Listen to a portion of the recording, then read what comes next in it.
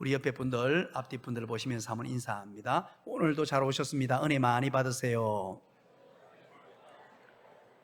자, 이렇게 한 번 더 할까요? 제 옆자리에 앉아주셔서 가문의 영광입니다. 네, 확실히 가문의 영광 맞습니까? 고맙습니다. 감사합니다.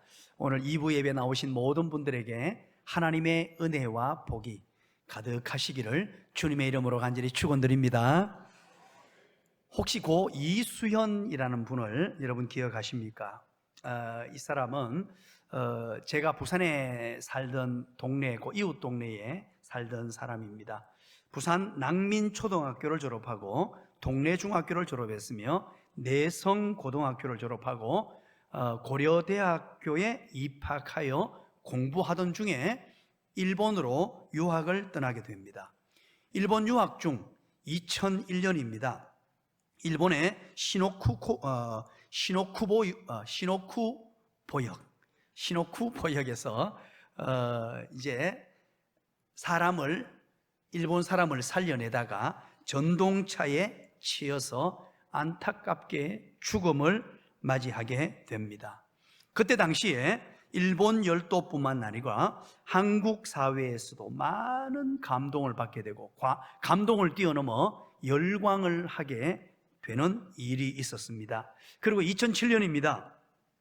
이 고 이수연 씨를 추모하기 위해서 한일 합작으로 영화를 한 편 만들게 되는데요. 너를 잊지 않을 거야 라는 영화를 만들었습니다. 일본에서 전국에 동시 개봉을 하게 되는데 200개의 영화관에서 개봉을 하게 됩니다. 그때도 엄청난 이슈가 되었는데요. 특별히 아키히토 일황 부부가 이례적으로 영화 시사회에 참석을 하게 되고 일본의 각계각층의 고위 인사들이 대거 영화 시사회에 참석하게 됩니다. 영화를 보고 난 이후에 얼마나 감동스러웠던지 일황 부부를 비롯하여 참여한 모든 사람들이 기립하여 박수침으로 그렇게 감동과 또 열광의 자리가 되었다는 것입니다. 그리고 고 이수연 씨의 이름을 따서 LSH 아시아 장학회가 설립되게 됩니다. 그래서 지금도 매년 이 LSH 장학금이 전달되고 있는데요. 작년 연말 23년 연말입니다. 신문 보도에 의하면 LSH 아시아 장학회가 2022년까지 998명에게 장학금을 줬다고 합니다. 그리고 2023년도에는 50명을 줄 계획을 가지고 있었다라고 작년 연말 신문에 보도가 되었습니다. 왜 이렇게 많은 사람들이 감동을 하게 되고 또 감동을 뛰어넘어 열광을 하게 될까요? 그것은 이수연 씨가 그 젊은 사람이 자기의 생명을 희생하면서 다른 사람을 살려냈기 때문입니다. 우리나라에 복음이 처음 들어왔을 때에 토마스 선교사는 이 나라의 생명을 살려내기 위하여 대동강 강변에 성경을 들고 올라가서 복음을 전하려다가 칼날에 죽음을 맞이합니다. 40대 젊은 나이였습니다.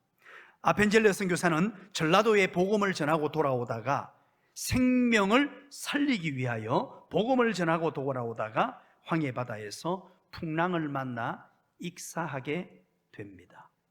허더슨 테일러라는 유명한 선교사님을 기억하실 것입니다. 중국 교회에 복음의 씨앗을 뿌린 사람입니다. 그 또한 생명의 복음을 전하기 위하여 중국 땅에서 사역하다가 33세에 꽃다운 아내가 풍토병에 걸려서 죽음을 맞이합니다. 그리고 첫째 딸도 죽습니다. 둘째 딸도 죽습니다. 셋째 딸도 죽습니다. 감동이 없습니다. 얼마나 참 가슴이 뭉클해집니까? 아무도 알 수 없는, 아무도 모르는 그 땅에 가서 생명을 전하기 위하여 예수 복음을 전하기 위하여. 그리고 나중에 허드슨 테일러의 일기장이 공개가 되었습니다. 일기장에 이런 문구가 있습니다. 자녀들을 그리워하면서 일기를 써내려가는데요, 낮에도 온종일, 그리고 저녁에도 내 딸 음성이 그립다. 그러나 그 아이를 심은 정원사가 오시어 그 예쁜 장미꽃을 뽑아가셨으니 하면서 가슴 아파했습니다. 그는 그럼에도 불구하고 생명의 복음을 전하기 위하여 중국 땅에서 충성을 다하는 삶을 살았습니다. 사랑하는 여러분, 이 땅에는 사람을 살리기 위하여 자기 자신을 희생하기로 결단하고 살아가는 사람이 있습니다. 그러나 그와 정반대로 자기 자신만을 위해서 이웃 사람들을 죽이기로 그렇게 결단하며 살아가는 사람도 있을 수 있다는 것입니다. 이 땅, 이 나라, 이 민족, 우상 숭배에 찌들어서 썩은 고목과도 같은 우리나라에 선교사님들이 생명의 복음을 들고 이 땅에 왔습니다. 생명의 복음이 전해짐으로 말미암아 썩은 고목나무 같은 이 나라, 이 민족이 새 생명을 얻게 되고 행복과 기쁨이 가득한 삶을 영위하게 되었습니다. 오늘 이 시간 여러분과 저는 생명을 살리는 사람입니까? 생명을 죽이는 사람입니까? 여러분, 어떤 종류의 삶을 살고 있습니까? 오늘 본문에는 대조적인 두 가지 선택의 사례, 즉 두 가지 대조적인 사람들이 등장하고 있습니다. 한 부류의 사람은 생명을 죽이는 사람들이고 또 한 부류는 생명을 살리는 사람입니다. 자, 오늘 4절, 우리 오늘은 본문을 이렇게 조금 이렇게 순서대로 하지 않고 전체 내용을 중심으로 한번 살핍니다. 4절을 우리 다 같이 읽어봅니다. 시작. 그들에게 이르시되 안식일에 설을 행하는 것과 악을 행하는 것, 생명을 구하는 것과 죽이는 것, 어느 것이 옳으냐 하시니 그들이 잠잠하거늘. 선을 행하는 삶, 악을 행하는 삶, 생명을 구하는 삶, 생명을 죽이는 삶, 어느 길이 오느냐, 그 길을 선택하라고 예수님께서 말씀하시고 있습니다. 오늘 이 자리에 참여한 여러분들은 생명을 지금 살려내는 일에 헌신하고 있습니까? 아니면 나도 모르는 사이에 생명을 죽이는 삶을 살고 있느냐는 거예요. 먼저 우리는 생명을 죽이는 사람들을 한번 살펴보려고 합니다. 그들은 바리새인의 길입니다. 바리새인의 길은 생명을 죽이는 사람들입니다. 우리 6절 다 같이 한번 읽어봅니다. 6절 시작. 바리새인들이 나가서 곧 헤롯 왕과 함께 어떻게 하여 예수를 죽일까 의논하니라. 바리새인들이 예수님을 죽일까 의논했다라고 말합니다. 도대체 이 바리새인들이 어떤 종류의 사람일까요? 우리는 신앙생활을 조금 한 분들은 바리새인 그러면 예수님께서 독사의 자식들아 하고 질책을 하고 꾸중을 했기 때문에 나쁜 사람들, 좋지 않은 사람들, 심지어 악한 사람들이라는 그런 생각까지도 가지고 있는 사람들이 상당히 많습니다. 그러나 여러분, 바리새인들은 그런 종류의 사람들이 아닙니다. 정말로 신실한 하나님의 사람들이었고 하나님의 영광을 위하여 철두철미한 삶을 선택했던 사람들이 바리새인들이었습니다. 자, 그렇다면 여러분, 바리새인이라는 이런 종류의 분들이 어떻게 나타났는가? 이분들이 무엇을 하는 사람들인가 하는 것이 궁금하지 않습니까? 성경은 구약 성경, 신약 성경 이렇게 연결이 되어 있습니다. 구약 성경에는 선지자, 제사장 이런 분들로 쭉 연결이 되다가 갑자기 신약 성경에 오니까 구약 성경에 없었던 직분들이 나타납니다. 없었던 종류의 분들이 등장합니다. 그게 바로 바리새인, 서기관, 사두개인 이런 분들이 막 갑자기 등장합니다. 그러다 보니까 바리새인이 어떤 사람이지? 성경에 또 바리새인의 등장에 대한 것들은 설명이 없습니다. 그래서 반드시 기억해야 될 것이 중간기 400년입니다. 구약 성경과 신약 성경 사이에 중간기가 400년 있습니다. 그 중간기 동안에 이스라엘 백성들은 종살이를 하게 됩니다. 나라를 빼앗기고 종살이 하면서 서름과 고난과 아픔을 당하게 되고 그 400년 가운데 또 100년간은 독립을 하게 돼요. 독립국가로 또 100년을 유지하다가 또 무너지게 되거든요. 이 400년 가운데에 정말로 하나님의 말씀을 지키고 자랑스러운 종교적 전통, 하나님의 율법, 모세의 율법, 토라, 이 모든 것들을 철저하게 지키고 하나님을 사랑하며 하나님을 예배하는데 앞장섰던 사람들이 누구냐? 하시딤이라는 그런 경건한 사람들이었습니다. 그 경건한 사람들의 후예가 누구냐? 바리새인입니다. 그러니까 정말로 신실한 사람들이었습니다. 하나님을 잘 섬기는 사람들이었습니다. 하나님을 섬기는 일에 누구보다도 앞장섰던 사람들입니다. 예배에 철저했던 사람들입니다. 기도에 철저했던 사람입니다. 헌금 생활에도 철저했던 사람들입니다. 그런데 오늘 신약 성경에 와서 마가복음, 마태복음, 누가복음, 요한복음을 보니까 이들이 이렇게 경건한 가문의 후예들이었고 신실한 하나님의 사람들이었으며 하나님을 사랑하는 사람들이었음에도 불구하고 생명을 죽이는 사람들이 되었다는 거예요. 심각한 내용입니다. 오늘 어쩌면 우리 또한 바리새인의 길을 저와 여러분이 모르는 사이에 그 길을 걸을 수 있다는 겁니다. 무엇보다도 예수를 잘 믿고 신앙생활을 했습니다. 이제 신앙생활한 지 오래되었습니다. 그래서 직분을 받았습니다. 중직에 기용되었습니다. 그러면서 열심히 신앙생활을 하는 사람 가운데 나도 모르는 사이에 이런 바리새인의 길을 걷게 될 수 있다는 것입니다.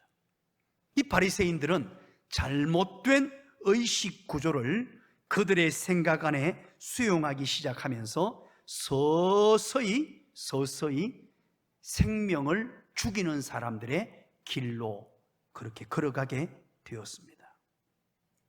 실제로 사람을 죽이는 것만 살인이 아닙니다. 정신적 살인, 종교 살인, 신앙생활 하면서 교회 안에서 다른 성도를 향하여, 다른 교인을 향하여 사람을 죽이는 종교적 살인을 자행할 수도 있다는 사실입니다. 그렇다면 이 바리새인들이 어떻게 생명을 죽이는 그런 삶을 살게 되었을까요? 오늘 본문에 보면 두 가지 이유가 기록되어 있습니다. 5절 첫 부분 어떻게 시작됩니까? 첫 부분만 노란색만 한번 읽어봅니다. 시작. 그들의 마음이 완악함을 탄식하사. 예수님께서 그들의 하는 말, 하는 행동을 보시고요, 그들의 마음이 완악하다. 첫 번째, 이 바리새인의 길, 생명을 죽이는 길을 걸었던 이유가 뭐냐니까 마음의 완악함 때문입니다. 마음의 완악함. 도대체 이 완악함이라는 단어의 의미가 뭘까요? 헬라어로 프로세이라는 단어를 씁니다. 그래서 이 단어의 근본적인 뜻은 마치 대리석처럼, 대리석 돌처럼 단단히 굳어버린 완고한 마음 상태라는 뜻을 가지고 있습니다. 어떤 처음에 출발은 잘했습니다. 순수한 마음이었습니다. 깨끗한 마음이었습니다. 그런데 점점 고집과 아집이 생겨나고 자기 생각만이 옳다라는 생각을 가지게 되며 그러다 보니까 내 생각을 버리지 않고 철저하게 마음이 굳어버린 상태, 남의 얘기를 듣지 않고 남의 얘기를 수용하지 않는,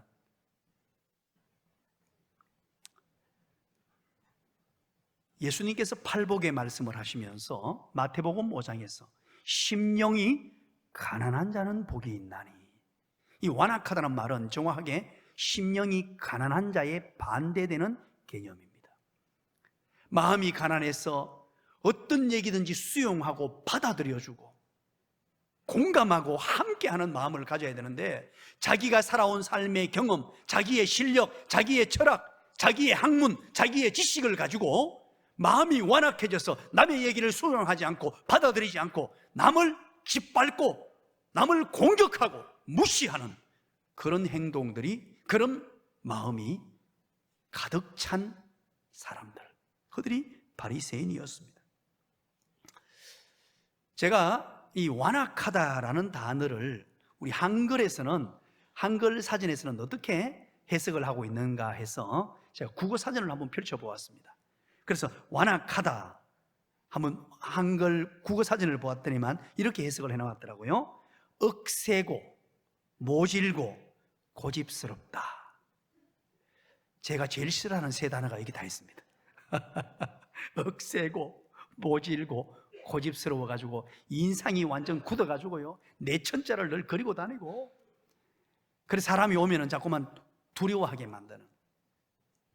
완악하다는 것은 자기밖에 아무것도 생각하지 않는 사람, 자기 사상, 자기 철학, 자기가 똑똑하다는 거죠. 자기가 잘났다는 거죠. 자기가 세워놓은 모든 업적을 자랑 삼아서 그걸 주도하고, 그렇게 하지 못하는 사람들을 무시하고 핍박하고 말로 상처를 주고 힘들게 만든다는 것입니다. 교회 안에서 충분히 이럴 요소들이 많습니다. 신앙이 좋은 분들이 나도 모르는 사이에 그렇게 바리새인의 길을 걷게 될 수도 있습니다. 그래서 저와 여러분을 철저하게 돌아보셔야 돼요. 끊임없이 나는 바리새인의 길을 걷고 있지 않느냐, 이 완악함이 없느냐, 내가 최고인 줄 알고 내가 배운 것, 내가 아는 것, 내 철학, 내 사상, 이것 가지고 남을 비판하고 남을 헐뜯고 남을 무시하지는 않는가. 두 번째는 독단적 신앙 구조를 가지고 있었습니다. 이 바리새인들은 독단적 신학 구조, 소위 말하는 도그마티즘입니다. 어떤 특별한 신앙 체험, 어떤 특별한 종교 의식을 절대화하는 것입니다. 열심히 신앙생활을 하다 보니까 하나의 습관이 생기고 관습이 만들어지고 하나님을 잘 섬기다 보니까 하나의 의식이 만들어졌어요. 그런데 그 의식을 절대화시키고 그 의식을 따르지 않는 사람들을 무시하고 그 의식을 따르지 않는 사람들은 마치 잘못된 사람 취급을 하고 정죄하고 칼날 같은 말로 상처를 주게 된다는 것입니다. 여러분, 체험을 절대화하든지 종교의식을 절대화하든지 또는 기독교에 많은 교리적 강조점이 있는데 그 중에 어떤 부분, 중요하지 않던 어떤 한 부분을 절대화시킬 때 독단주의에 빠질 수 있습니다. 자, 오늘 본문에 보면 이런 바리새인의 독단주의가 두 가지로 나타납니다. 그게 첫 번째는 금식의 문제였고요, 금식에 대한 그들의 생각이었고, 두 번째는 안식일에 대한 그들의 생각이었습니다. 먼저 우리 금식에 대해서 한번 알아보죠. 도대체 바리새인들은 금식을 어떻게 생각하고 있었기에 이 금식을 가지고 독단주의에 빠져서 사람을 죽이는, 생명을 죽이는 일을 스슴치 않았는가? 오늘 본문이 시작되는 2장 18절입니다. 우리 다 같이 한번 읽어볼까요? 2장 18절부터 22절까지는 금식에 관한 내용이고요, 또 2장 23절부터 28절까지는 안식일에 관한 내용입니다. 먼저 18절 다 같이 한번 읽어봅니다. 시작. 요한의 제자들과 바리새인들이 금식하고 있는지라 사람들이 예수께 와서 말라 하되 요한의 제자들과 바리새인의 제자들은 금식하는데 어찌하여 당신의 제자들은 금식하지 아니하나이까? 아멘. 바리새인들이 뭐라고 얘기하냐면 시비를 거는 거죠. 시비를 걸면서 요한의 제자들과 바리새인들은 금식하는데 왜 당신은 금식하지 않느냐? 왜 당신의 제자들은 금식하지 않느냐? 시비를 걸고 있습니다. 자, 이게 무슨 말이냐 하면 오늘 이 배경을 조금 알아야 더 명확하게 이해가 됩니다. 우리가 지난 시간에 살폈던 마가복음 2장 13절부터 17절까지 거기에 보면은 잔치가 일어났습니다. 어떤 잔치요? 세리 레위가 예수님을 믿고 예수님을 초대했거든요. 어디로? 자기 집으로 초대했습니다. 그래서 잔치를 벌였습니다. 어디에서? 레위 집에서. 그게 마가복음 2장 15절입니다. 자, 2장 15절 한번 보시죠. 그의 집에 앉아 잡수실 때에 라고 말하죠. 레위 집입니다. 세리 레위. 이 결국은 지난 시간 말씀 기억하시죠? 레위가 위대한 전도자 마태가 되었단 말이에요. 그의 집에서 잡수실 때 많은 세리와 죄인들이 예수와 함께 거기 앉았다고 기록합니다. 그런데 누가복음 5장 29절에는 모여 앉아 있는 이것을 뭐라고 표현하느냐? 뭐라고 표현하죠? 큰 잔치라고 말합니다. 큰 잔치를 벌였습니다. 이걸 지금 시비를 걸고 있는 겁니다. 바리새인들이 예수님에게 와가지고 요한의 제자들과 바리새인들은 금식하는데 왜 당신과 당신의 제자들은 지금 잔치나 벌리고 있습니까? 금식해야 되지 않습니까? 하나님을 사랑하는 사람, 하나님 위해서 사는 사람, 하나님을 예배하는 사람, 그런 사람들은 하나님께 금식해야 되는데 왜 잔치를 벌리고 죄인들과 함께, 세리들과 함께 허랑방탕하고 놀고 있느냐, 이 말이에요. 자, 여러분, 금식은 좋은 것입니까? 좋은 것입니까? 대답을 해주시면 땡큐 하겠습니다. 금식이 좋은 것입니까? 정말 좋은 것입니까? 끝까지 대답 안 하시려고 작정한 분들이 2분 계신데요. 다시 한번 묻겠습니다. 금식이 좋은 겁니까? 좋은 겁니까? 좋은 것이죠. 우리가 신앙생활 하면서 때로는 금식이 필요할 때가 있습니다. 식음을 전폐하고 곡기를 끊어버리고 하나님만 찾고 식욕조차도 절제하면서 하나님께 모든 걸 내어 맡기는 그런 시간이 때로는 필요합니다. 신앙생활 하면서 하루도 빼놓지 않고 하루 3끼씩 먹고 살아온 것은 자랑거리가 아닙니다. 때로는 정말로 하나님 앞에 무릎을 꿇고 모든 삶의 여정을 단절시키고 음식조차 끊고 기도하는 시간이 필요합니다. 중요합니다. 그러나 문제가 있습니다. 여러분, 이 금식을 절대화시키면 안 됩니다. 바리새인들의 잘못된 것은 자기들 금식하고 하나님의 은혜를 누리고 하나님의 살아계심을 체험하고 금식 가운데 풍성한 풍요함을 누리면 되는데 금식하지 않는 사람을 질타하고 시비를 걸고 꾸중하고 금식하지 않는 사람들을 정죄하고 비판하는 이것이 하나님이 가장 싫어하는 것이에요. 우리가 신앙생활 잘하는 사람들이 범하는 오류가 바로 이것입니다. 신앙생활 1년, 5년, 10년, 20년, 30년쯤 하다 보면요, 길이 보입니다. 어떻게 해야 될지도 압니다. 그때부터 문제가 터지는 거예요. 바리새인의 길을 걷게 되는 거예요. 금식하는 것 자체가 문제가 아닙니다. 이스라엘 백성들은 종교적 금식을 1년에 한 차례씩 했었습니다. 속죄일에 한 차례씩 한 거예요. 그런데 이 바리새인들은 1년에 한 번 어떻게 금식할 수 있느냐? 부족하다는 거예요. 얼마나 이 마음이 아름답습니까? 이 마음은 소중한 겁니다. 1년에 한 차례 부족하다. 우리 한 달에 한 번 하자. 너무나 아름다운 마음이죠. 한 달에 한 번 해보니까 한 달에 한 번도 부족하다. 그래서 한 주에 한 번 하자. 한 주에 한 번 해보니까 이것도 부족하다. 한 주에 2번 하자. 이렇게 해서 일주일에 금식을 2번 한 거예요. 언제요? 월요일과 목요일. 몇 시부터 몇 시까지요? 오전 6시부터 오후 6시까지. 일주일에 금식을 2번씩이나 하는 분들이 바리새인들이었습니다. 참 아름다운 모습이에요. 이 자세는 하나님을 향한 이 마음, 하나님을 향한 이 자세, 이것은 정말로 우리가 아름답게 봐야 돼요. 오늘날 바리새인들보다 못한 분들이 부지기수입니다. 그런 측면에서. 그러나 그렇게 했다면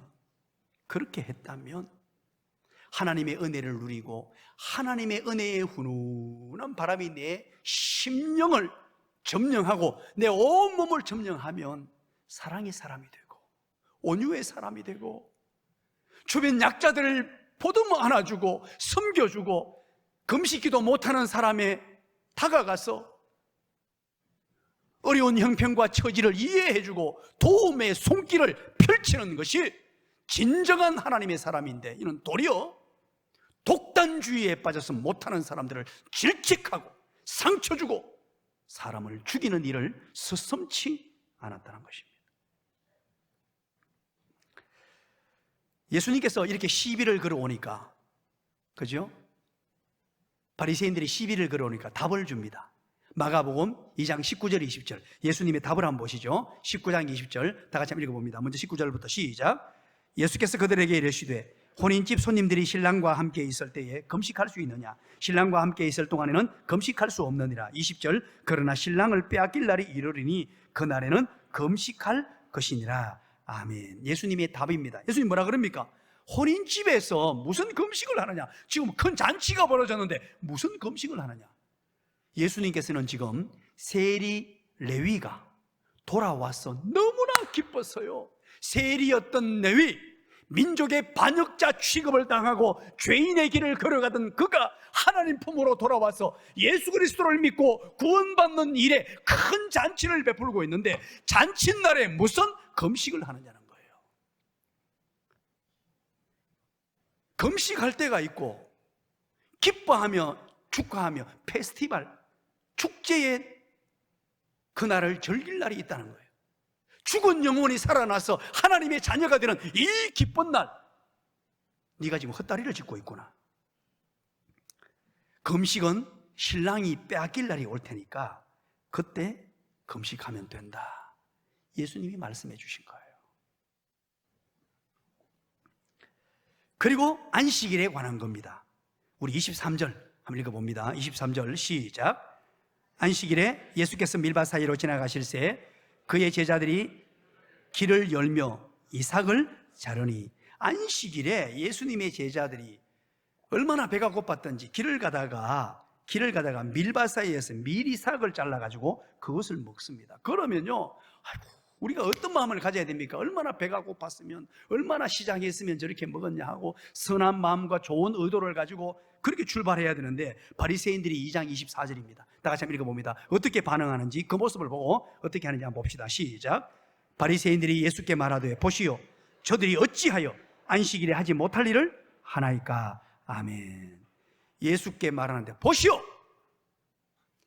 저들이 어찌하여, 당신의 제자들이 어찌하여 안식일에 하지 못할 일을 하나이까? 하고는 또 시비를 걸고 있습니다. 여러분 따라서 합니다. 바리새인은 시비 전문가. 오늘날에도요, 여러분 신앙생활 오래 해서 자꾸 시비 거는 분이 있으면 바리새인적인 요소가 있는 분들이에요. 많이 알고 신앙생활에 열심히고 뭔가 열심히 종교의식을 가지고 하고 열심히 있는데 자꾸만 시비를 걸어요. 옆에 사람 보시면서 한번 얘기해 주시기 바랍니다. 우리는 그러지 맙시다. 얼마나 불쌍한 인생들인지 몰라요. 그런데 이 바리새인들은 자기가 최고 잘하는 줄 알고 있었어요. 최고로 신앙생활 잘한다고 생각했습니다.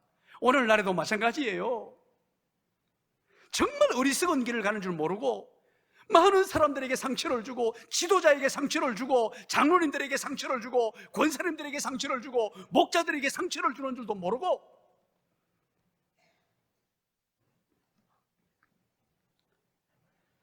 그래서 예수님께서 그 얘기를 들으시고 27절, 28절 대답하십니다. 우리 한번 읽어봅니다. 27절, 28절 예수님의 대답입니다. 시작. 또 이러시되 안식일이 사람이 안식일을 위하여 있는 것이 아니니 이러므로 인자는 안식일에도 주인이니라. 아멘. 안식일에 대해서 설명을 해주십니다. 안식일이 사람을 위해 있다는 것입니다. 사람을 위해 안식일이 있다는 거예요. 안식일이 더 중요한 게 아니고 사람이 더 중요하다, 그걸 지금 설명하는 거예요. 그러면서 인자가, 예수님이 안식일의 주인이라는 겁니다. 여러분, 안식일을 소중히 여기는 것, 이 자세는 잘못된 게 아닙니다. 기억하십시오. 이 자세는 너무나 소중한 자세입니다. 그러나 안식일의 진정한 의미가 뭐냐는 거예요. 그걸 알기 위해서 마태복음 11장 28절입니다. 다 같이 한번 읽어봅니다. 안식일의 주인 되시는 예수님께서 하신 말씀입니다. 다 같이 읽습니다. 시작. 수고하고 무거운 짐진 자들아 다 내게로 오라. 내가 너희를 쉬게 하리라. 내가 너희를 안식하게 하리라. 내가 너희에게 쉼을 주리라. 내가 너희에게 안식을 주리라. 예수님 내게로 오라. 내게로 오는 자에게 참 안식이 있다. 내게로 오라. 내게로 오는 자가 참 쉼이 있다. 참 안식이 뭐냐? 예수님에게로 나가는 거예요. 예수님 안에 들어가는 거예요. 모든 이런 안식이라는 종교의식을 절대화하면 안 됩니다. 이것은 하나의 그림자예요. 예수님에게 나아가는 길입니다. 완성된 그분, 예수님이 안식일의 주일인 되시고 예수님 안에 들어가고 예수님을 믿고 그 안에서 풍요를 누리고 안식과 쉼을 누리게 되는 거예요. 그런데 바리새인들은 안식일 자체에 매몰이 되어서 자기 나름대로 잘한다고 했는 것이 사람을 죽이는, 생명을 죽이는 그런 일들을 했습니다. 이때 당시에요, 여러분 충격을 받지 마십시오. 바리새인들이 안식일에 관한 계명을 몇 개나 만드는 줄 아십니까? 안식일에 관한 그 하루에 대한 계명만 39개를 만들었습니다. 놀라주신 분 한 두 분 계신데요, 복이 있을지어다. 39개 안식일의 규례만. 그런데다가 여기에다가 39개 일문항 한 규례에 한 계명당 시행 세칙을 뒀는데요, 세칙을 6개씩 두었습니다. 자, 그러면 산수를 빨리 하시는 분 총 몇 개입니까? 234개입니다. 이야, 참 대단하죠. 지금도 이스라엘에 가면요, 이 안식일을 지키기 위해 어떻게 하는 줄 아십니까? 안식일 일을 하면 안 되거든요. 세부 조항이 다 있어가지고요, 엘리베이터를 타야 되잖아요. 엘리베이터를 타고 가는데, 자, 그러면 50층까지 엘리베이터 안 타고 걸어가야 됩니까? 엘리베이터를 탈 수 있습니까? 대답을 한번 해주시죠. 성지순례 안 갔다 왔습니까? 엘리베이터 탑디까? 탑니다. 그들도 타는데, 자, 참 재밌습니다. 어떻게 해놨다니까요, 손으로 층을 누르면 일하는 거고요, 안 누르고 걸어가는 거는 괜찮다. 이래가지고요, 안식일이 되면 만약에 50층 건물이잖아요, 매 층마다 서도록 만들어 놨어요. 안 눌러도 자동으로 안식일만 되면은 그냥 섰다가 착착착 손을 누르면 죄를 짓는 거니까, 안식일을 범하는 거니까. 기가 차고 매가 차고, 순사가 나왔습니다, 이게. 자, 여러분, 이런 안식일을 거룩하게 지키고 주일을 거룩하게 지키려는 자세가 얼마나 아름답습니까? 여러분, 이건 우리가 본받아야 돼요. 그러나 내가 지킨다고 해서 지키지 않는 사람을 무시하고 깔보고 정죄하고 비판하고 죽이는 사람이 되면 안 됩니다. 교회에도요, 이런 교회의 아름다움을 위해서 우리 교단의 헌법이 있습니다. 대한예수교 장로회 헌법, 질서를 위해서 노회에도 노회의 법이 있습니다. 규칙이 있어요. 그리고 교회에도 우리 교회가 제가 7년 정도 정말로 고민을 했습니다. 이거 이제 제가 부임하고 난 이후에 그 다음 2016년도에 전국에 있는 정관이 잘 된 것 전부 복사를 해서 우리 중직들에게 다 나누어 드리고 한 6년을 기다리면서 그걸 검토하고 또 검토하고 해서 몇 해 전에 우리가 교회에서 정관을 만들었습니다. 그건 반드시 필요하죠. 정관을 만드는 이유는 하나님의 교회를 지켜내고 보호하고 성도를 지켜내고 어떤 외부 세력이나 법적 장치가 있을 때에도 정관으로 딱 울타리를 쳐놓으면 교회는 안전히 지켜낼 수 있습니다. 그래서 정말로 심사숙고를 해서 그 정관을 제정을 했습니다. 그런데 여러분, 조심해야 될 것이 있습니다. 날마다 입맛 되면 정관을 갖다 대가지고 사람을 죽이면 안 돼요. 정관은 있는 것이지만 없는 것처럼 생활하고 보호의 수단이고 안전망이지, 그 정관의 테두리 안에서 온 교회가 자유함을 누리고 행복을 누리도록 만드는 것이 정관이에요. 그걸 가지고 정관이 어떠니 저쩌니 매일같이 정관만 노름하고 있으면요, 똑같은 바리새의 길로 들어가게 돼요. 우리 교단 헌법도 노예 헌법도 마찬가지입니다. 큰 굴격으로 울타리를 쳐놓고 교회를 지켜내야 돼. 그 안에서 물고기 안에서 뛰어놀듯이 마음껏 자유하고 은혜의 후원한 바람이 불어닥치도록 날마다 예수 그리스도의 십자가의 보혈의 은혜가 흐르고 하나님의 한량없는 은혜가 흐르는 곳, 그것이 교회인 줄 믿으시기를 간절히 축원합니다. 간절히 축원합니다. 우리 교회는 바로 그런 교회예요. 지난 세월 동안 그렇게 해왔고 날마다 은혜가 넘치는 교회였어요. 늘 하나님의 은혜에 훈훈한 바람이 불어닥쳤습니다. 자, 그렇다면 여러분, 이 바리새인들이 어떻게 사람을 죽이고 있었습니까? 첫 번째는 말로 사람을 죽이고 있었습니다. 말이었습니다. 2장 16절 한번 보시죠. 2장 16절 다 같이 한번 읽어볼까요? 시작. 바리새인의 서기관들이 예수께서 죄인 및 세리들과 함께 잡수시는 것을 보고 그의 제자들에게 이르되 어찌하여 세리 및 죄인들과 함께 먹는가? 제자들에게 지금 말로 상처를 주고 말로 후벼파고 도려냅니다. 제자들에게 어찌하여 세리와 죄인들과 함께 밥을 먹는가? 함께 식사하는가? 하고는 세리 레위와 식사한다고 지금 이거를 문제 삼고 말로 제자들을 공격하고 말로 제자들에게 아픔을 주고. 24절 한번 보시죠. 24절 안식일에 관한 내용인데요, 이 바리새인들의 말을 한번 들어보시죠. 한번 봅니다. 시작. 바리새인들이 예수께 말하되 보시오, 저들이 어찌하여 안식일에 하지 못할 일을 하나이까? 저들이 어찌하여, 예수님에게 말하는 겁니다. 예수님의 제자들을 보면서 당신의 제자들이 어찌하여 안식일에 하지 못할 일을 저런 일을 하느냐고 하면서 말로 공격하고 상처를 주고 아프게 만드는 거예요. 바리새인들이 정말로 신앙적 형식으로 하나님을 사랑하고 어떤 측면에서 금식하게 하고 안식일을 지키게 하는 건 너무나 아름다운 겁니다.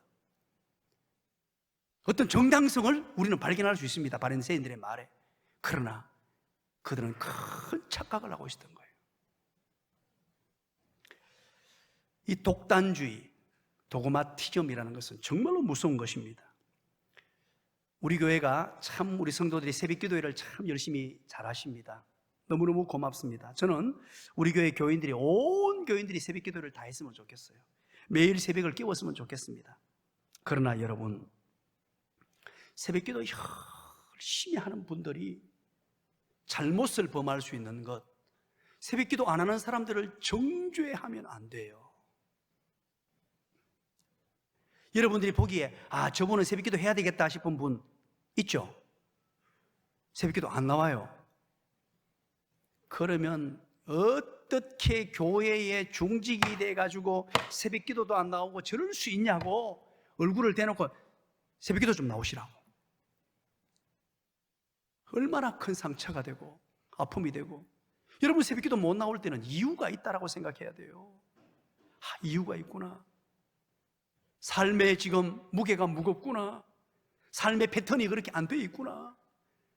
그분을 위로하고 사랑해 주는 마음으로 그 삶의 패턴이 아름다운 삶의 패턴으로 바뀌도록 기다려주며 기도하는 거예요. 그래서 매일 새벽기도 나오면서 새벽기도 안 나오는 사람을 정죄하고 비판하는 자리에까지 가서 바리새적인 요소가 나타나거들랑 제가 여러분들에게 늘 말씀드렸죠. 새벽기도 생활 하지 마세요. 안 하는 것이 그분에게 더 유익이 됩니다. 최소한으로 안 하고 나면 다른 사람 정죄는 하지 않을 거잖아요. 자, 이 말을 듣고 또 목사님 새벽기도 하지 말았겠다 그러고 그 말이 아닙니다. 말씀 묵상, 참 우리 교회는 너무 자랑스럽습니다. 우리 교회가 말씀 묵상을 얼마나 많이 합니까? 저는 이 말씀 묵상하는 교인들이 많다는 게 너무 자부심이고요, 목사로서 정말로 성도들이 자랑스럽습니다. 그런데 여러분, 말씀 묵상 열심히 하셔야 되죠. 우리 교회 자랑거리 확실합니다. 그런데 잘한다고 해서 못하는 사람을 정죄하지 마십시오. 안 한다고 해서 꾸중하고 교회에 뭐가 돼가지고 뭐 안 하나? 가장 나쁜 거예요. 하나님이 가장 싫어하는 사람을 죽이고 생명을 죽이는 사람들이에요. 하나님의 교회는 하나님의 은혜가 불어닥치는 교회예요. 만약에 우리의 행위로, 우리의 모습으로 하나님이 정죄하시면요, 이 자리에 앉아 있을 사람 없어요. 죄의 삭은 뭐라고? 시작. 전부 죽어요. 똑같은 죄인끼리 조금 잘났다고 뭘 그리 잘났다고 남을 정죄하고, 며칠 더 앞서갔다고 그것 가지고 뭘 그래 남을 비판하고. 우리 교회는 그런 분들이 없어서 얼마나 감사하지요. 진짜입니다. 우리 교회는 좋은 교회인 이유가 그런 분들이 없어요. 그래서 제가 이 설교를 이렇게 자유롭게 합니다. 그런 분들이 있으면 제가 이런 설교를 잘 못해요.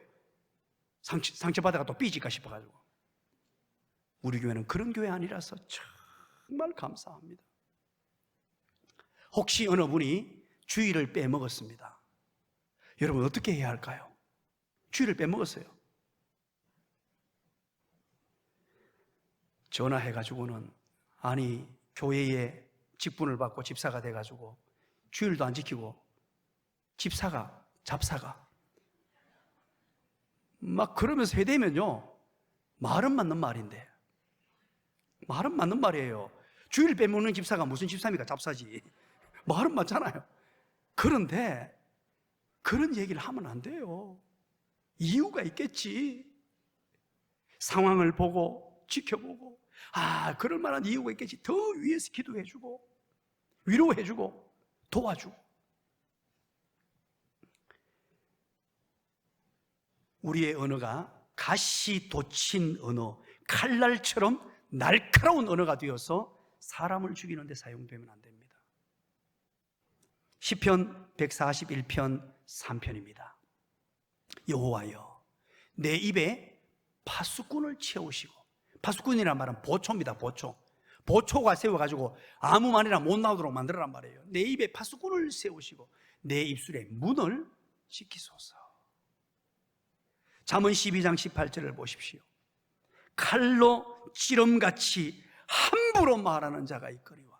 함부로 말하는 자는 칼로 사람을 찌르는 자예요. 지혜로운 자의 혀는 양약과 같으니라. 여러분, 지혜로운 혀를 가져야 돼요. 지혜로운 혀로 사람을 살리고 사람의 마음을 따뜻하게 만들어주고 훈훈하게 만들어주고. 교회에 많은 일을 합니다. 어떻게 하다 보니까 이 교회가 행정이 만들어지고 조직이 만들어지게 되죠. 왜? 사람이 모여있다 보니까. 될 수 있으면 그런 조직이나 행정, 회의가 없는 교회가 좋은 교회입니다.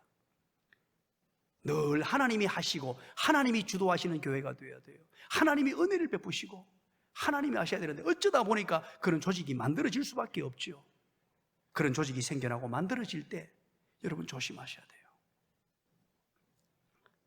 그때 어떤 중책을 맡은 자들은 나도 모르는 사이에 바리새적인 생각과 마음을 가지게 됩니다. 이걸 철저하게 경계하셔야 돼요. 그래서 이런 자리에 들거든 빨리 그 일을 중단하셔야 돼요. 일이 중요한 것이 아닙니다. 내 영혼이 죽습니다. 일을 중단하고 하나님 앞에 엎드리며 하나님과 관계를 회복하고 성도와의 관계를 회복하고 옆에 있는 사람과 관계를 회복하여 하나님의 은혜의 훈훈한 바람을 경험하는 것이 더 중요합니다. 두 번째는 편파적인 행동으로 사람을 죽이고 있습니다. 생명을 죽이고 있습니다. 이 바리새인들은요, 아예 세리들, 죄인들은 낙인 찍어 놓았습니다. 아예 근처에 가지도 않으려고 하고 죄인들이라 그러고요, 아예 사람 취급을 하지 않았습니다. 그러나 예수님은 세리였던 레위를 보셨다 그랬죠. 보시는 것은 지난 시간에 말씀드렸죠. 어떤 안목이라 그랬죠? 가짜로 시작하고 성자로 끝납니다. 시작.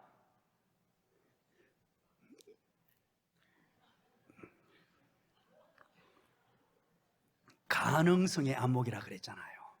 지금은 세리여가지고요, 민족의 반역자 취급을 당하고 동족의 피를 빨아먹는 사람이었는데, 현재의 모습을 보는 게 아니고 가능성의 안목으로 미래를 보며 세리였던 레위가 위대한 전도자 마태가 되는 것으로 보았습니다.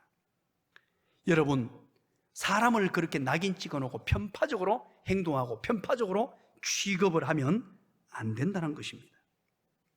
예수님께서 세리를 보신 것처럼, 그리고 보시고 난 이후에 죄인과 함께 식사하시고 함께 하셨던 것처럼, 여러분, 우리가 사람을 어떻게 대하느냐는 매우 중요합니다. 여러분의 옆에 있는 남편, 아내 혹시 같이 앉은 분 있습니까? 한번 쳐다보십시오. 남편과 아내가 같이 있다면 정말로 사랑의 모습으로 한번 쳐다봐 보시기 바랍니다. 자, 전부 저를 쳐다보고 계시는데 자, 그렇다면 저를 보니까 여러분들이 저를 사랑하는 남편 보듯이, 사랑하는 아내 보듯이 한번 보시기 바랍니다. 시작. 여러분 아내 볼 때 그렇게 봅니까? 너무너무 사랑스럽게 보시네요. 왜 아내가 시름시름 앓고 힘들어하며 인생의 살맛을 못 느낄까요? 남편의 몫이 90%가 넘습니다. 아내를 바라볼 때 사랑의 눈빛으로, 그리고 때로는 여러분 죄송합니다, 윙크를 한번 날리고. 저는 하루에 수십 번을 윙크합니다. 제가 이런 얘기 하니까요, 못 믿어가 우리 집 사람한테 물어보는 사람이 있어요. 진짜로 엉덩이 두드렸나 그러고 묻더라고요. 진짜 강단에서 제가 거짓말 합니까? 진짜 제가 윙크를 하루에 수십 번을 합니다, 집사람에게. 우리 집사람은요, 얼굴을 쓰담쓰담을요, 기회가 될 때마다 하고요. 좀 감동을 좀 받으시기 바랍니다. 목사가 되어서 그렇게 산다니까 조금 이상해 보입니까? 여러분, 아니에요. 아내를 행복하게, 기쁘게, 남편을 행복하게, 기쁘게, 말 한마디, 행동 하나. 제가 우리 목사님들 모임에서 이런 얘기를 했어요. 우리 목사님들이 목회자들 가정이 살아야 된다고 윙크한다 그러니까 사모님 한 분이, 목사님 혹시 마그네슘 부족 아닙니까? 아유, 내가 얼마나 충격을 받았는지. 마그네슘 부족되면 눈이 이렇게 떨립니까? 저 마그네슘 부족 전혀 아닙니다. 사랑하는 여러분, 한 사람 한 사람을 바라볼 때, 우리 교회에서도 마찬가지입니다. 목사를 바라볼 때 멀리서 바라봐도 은혜가 되어야 돼요. 우리 장로님들을 바라볼 때 뒷모습만 봐도 가슴이 따뜻해져야 돼요. 우리 교회 권사님들을 바라볼 때 옆구리만 바라봐도 행복해져야 됩니다. 교회라는 것은 바로 그런 곳이에요. 그런데 교회에서 일한다고 서로 상처를 내고 죽이고 살리고 일 안 해도 됩니다. 그런다고 오늘부터 이제 식당 안 하랍니다 그러고 이해를 잘 하십시오. 오해하지 마시고. 예수님의 길입니다. 예수님의 길은 바로 생명을 살리는 길입니다. 3장 1절 한번 보시죠. 이 바리새인의 길은 생명을 죽이는 길이었고요, 생명을 살리는 길 3장 1절입니다. 다 같이 한번 읽어볼까요? 시작. 예수께서 다시 회당에 들어가시니 한쪽 손 마른 사람이 거기 있는지라. 손 마른 사람이 거기 있다라고 말합니다. 그것도 가버나움 회당에 가셔가지고 안식일날 예배를 드리는데 손 마른 사람을 만나는 것입니다. 그래서 손을 쓸 수 없는 사람이에요. 그런데 유대인 고전에 보니까, 이건 성경이 아닙니다, 유대인들이 보는 자기 고전서가 있어요. 그 고전서를 보니까 이 손 마른 사람이 석수공이었다라고 그렇게 기록을 하고 있습니다. 그러나 이건 고전이기 때문에 정확한지는 알 수 없습니다. 그러나 여러분 참고는 하십시오. 그렇다면 여러분, 석수공이 손이 말랐다는 것은 치명적입니다. 아무것도 할 수 없다는 거예요. 이제 직업을 수행할 능력을 상실했다는 말입니다. 이런 상황에, 자, 2절을 한번 보시죠. 2절, 회당에 들어왔는데 손 마른 사람이, 자, 사람들이 이 바리새인들입니다. 한번 보십시오. 다 같이 했습니다. 시작.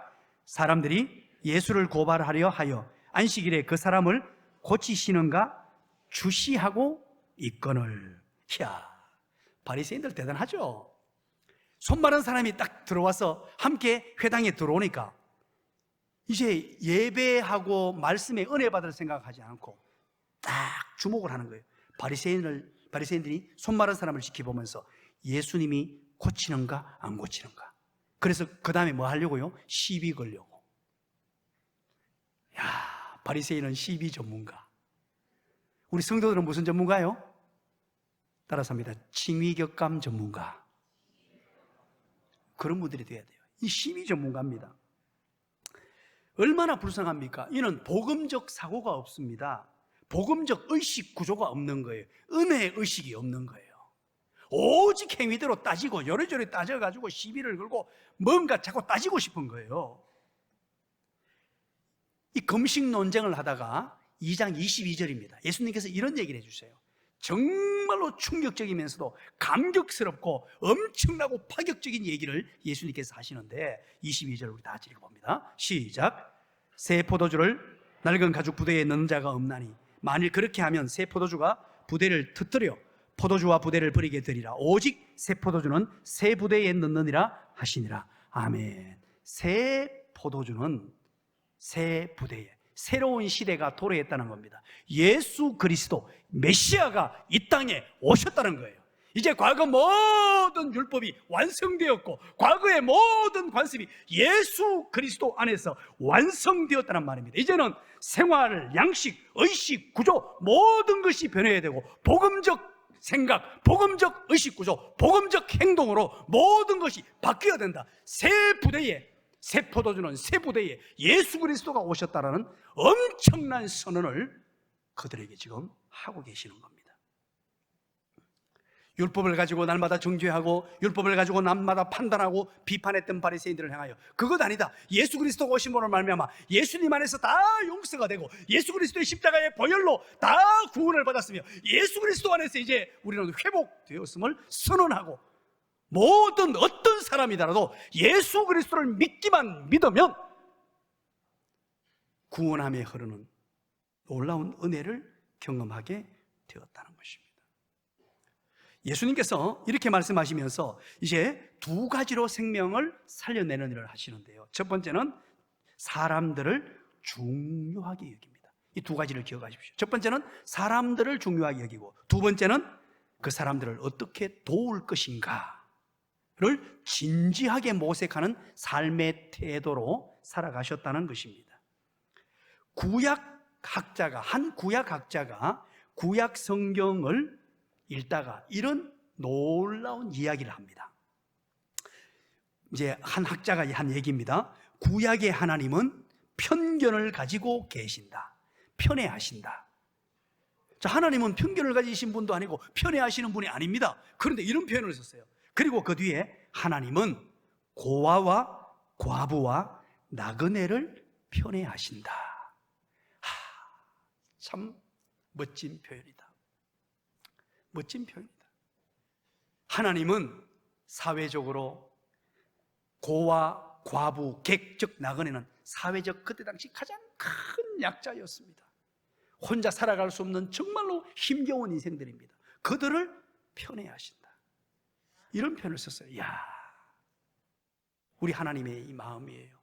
그렇다면 우리 또한 사람을 편견을 가지고 보지 않고 사람을 구분해서 사는 것이 아니라 모든 사람을 소중히 여기며 고아와 과부와 나그네를 비롯하여 이 세상의 모든 사람들을 사랑하는 사람, 이 세상의 모든 사람들을 중요히 여겨서 그분이 어떤 상황, 어떤 환경에 있든지 그분이 예수님을 만나면 구원함을 얻고 세리, 레위가 마태가 된 것처럼 위대한 사람이 된다는 시각으로 보게 되시기를 주님의 이름으로 간절히 축원합니다. 간절히 축원합니다. 그게 바로 우리 예수 믿는 사람들의 보는 시각이어야 돼요. 생명을 살리는 사람들, 세상 모든 사람들을 소중히 여기고 귀하게 여기는 사람, 그분의 신분이 어떠하든지, 그분의 지위가 어떠하든지, 그분의 직업이 어떠하든지, 그분의 키가 어떤지, 그분의 외모가 어떤지, 그건 구분의 기준이 되지 않습니다. 그걸로 차별할 수 없어요. 예수님이 바라보시듯이 돈 많은 사람도, 돈 적은 사람도, 얼굴 잘생긴 사람도, 못생긴 사람도 다 차별 없이, 여러분 저를 잘생겼다고 너무 귀하게 여기지도 마시고 여러분 못생겼다고 시험 들 필요도 없습니다. 차별 없이. 아이고 감사합니다. 우리 정구자 권사님 이제 충만합니다. 박수까지. 아이고 설교 시간에. 네. 그리고 우리가 할 수 있는 최선의 부분을 다해서 도움을 주는 겁니다. 세리 레위를 도우셨던 우리 주님, 도우셔서 그를 부르시고 심지어 그의 집에까지 가셔서 함께 식사를 하시며 도우셨던 주님, 손 마른 사람을 고쳐주셨던 주님, 분명히 손 마른 사람을 고쳐주면 시비를 걸 거라는 걸 예수님은 다 알고 계셨어요. 그럼에도 불구하고 생명을 사랑함으로 그를 구원하시고자 결정하신 우리 주님. 5절 읽고 마무리 짓겠습니다. 5절 다 같이 읽겠습니다. 시작. 그들의 마음의 완악함을 단식하사 노하심으로 그들을 둘러보시고 그 사람에게 이르시되 네 손을 내밀라 하시니 내밀매 그 손이 회복되었더라. 아멘. 그 손이 회복되었습니다. 그리고 그 뒤의 사건은 언급이 없습니다. 예수님이 그 손을 회복시켜 주시고 그리고 이분 구원받은 줄 저는 확신합니다. 영혼까지 구원받게 하셔서 정말로 생명을 살리는 일에 헌신하셨던 주님, 우리 교회가 이 일에 열심히 달려가는, 그래서 다른 어떤 것보다도 서로 사랑함으로 은혜의 훈훈한 바람이 불어닥쳐 예배당님은 오면 기쁘고 좋고 성도의 얼굴만 보면 미소가 번져지고 뒤통수만 봐도 행복해지고 그러면서 사람을 소중히 여기고 전도해서 정말로 아름다운 교회, 좋은 교회로 날마다 세워지는 교회 되기를 주님의 이름으로 간절히 축원합니다. 하나님 아버지 고맙습니다. 감사합니다. 우리 교회를 정말로 예수님의 길을 걸어가는 교회로 우뚝 세워 주시옵소서. 예수님 이름으로 기도드리옵나이다. 아멘.